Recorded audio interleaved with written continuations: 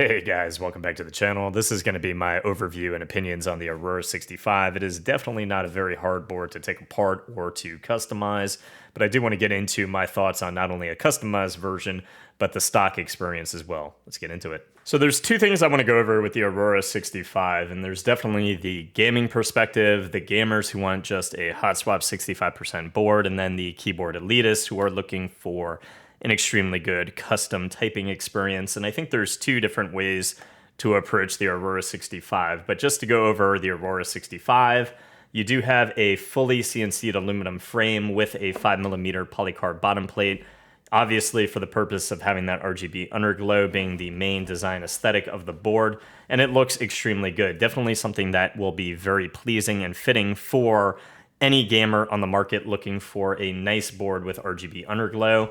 The unboxing experience here is awesome. You do have just the whole gamer aesthetic here, and you do have what you need to pull out your hot swap switches and to take apart the board and customize it in the future if you want to change out that plate in the keyboard from the default aluminum to something like polycarb, palm, or a carbon fiber. And all of them provide different sound profiles.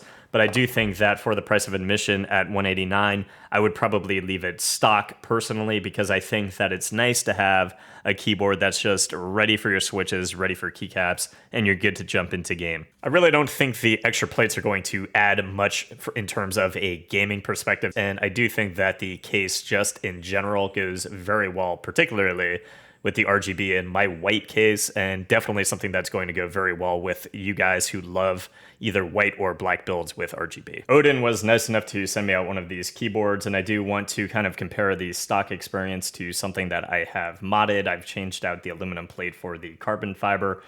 And again, I do think that the sound profiles actually are quite different, but I do enjoy the stock experience without having to fiddle with anything, without having to do anything except add my switches and my keycaps. My preference is the stock experience, which I have on top. I've got white on black Canon keys keycaps, and I have just red jacket switches, which are factory lubed.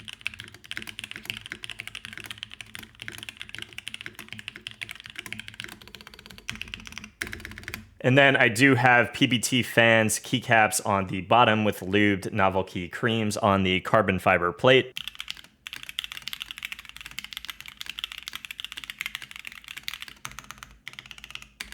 And the great thing here is that the Odin Aurora65 does come with Direct V2's stock in terms of the stabilizers, and I do think that for, again, $189, you are getting a very decent typing experience on the top. But I do think that if you are going to start fiddling around with the Aurora65, which, again, you can kind of see here how it comes apart.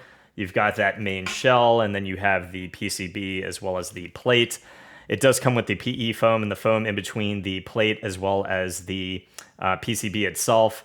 You've got the LEDs in a 360 around the board, your power connector for the internal shell to connect to the daughter board. And of course, you have that 5mm backing in the polycarb variant for that shine through. But what you will not see are things absorbing that sound underneath the PCB, leading to that polycarb open backing, because you don't want to obviously obstruct the visualization of the 360 dissipation of that RGB. What that does, though, is you are going to have a lot more sound traveling through the extents of the keyboard and not being absorbed. So it is going to sound, especially the space bar here, it is going to sound a little bit more airy, a little bit hollow, a little bit reverby compared to something like a QK65.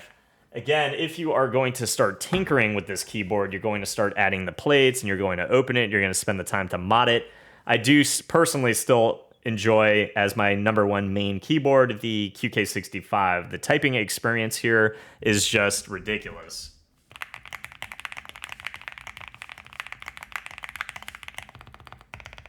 But of course, one of the main differences between the two is the QK65 has a bottom plate, which is metal, and it is not an open RGB board. The board does not have RGB at all with the inclusive PCB, whereas you have that RGB dissipation around the entirety of that polycarb bottom portion of the case.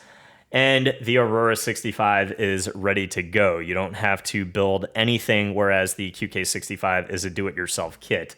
So I do think that this is appealing to a different area of the market, and if you are somebody who wants to just get it, put in your switches, put in your keycaps, I think it is a very good board with beautiful RGB on that bottom polycarb portion of the case. That looks great, definitely still in the light, but in the dark when you are just gaming and vibing out, it has a beautiful aesthetic on my desk. It matches my white PC build with my height Y60 perfectly. So main takeaways with the Aurora 65 during my time with it, I do think that the typing experience doesn't really come close to a QK65, but really not a lot on the market does that I've tried to date. I do think that when you are encroaching upon the sound of a $500 keyboard, the QK65 really does it for half the price.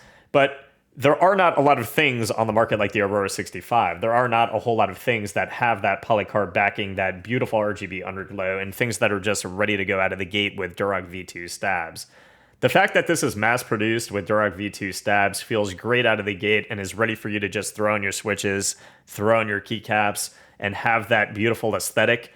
It really is in a nice area at that price point of $189.99. And I do think that for anybody who doesn't want to deal with the hassle of building something, definitely should look at the Aurora 65 if you love that RGB. It goes great with, personally, again, my build. And I think it's just a pretty good looking board in general. So guys, I hope that helped. If it did, please leave a sub to the channel, and I will see you guys in the next review. Peace.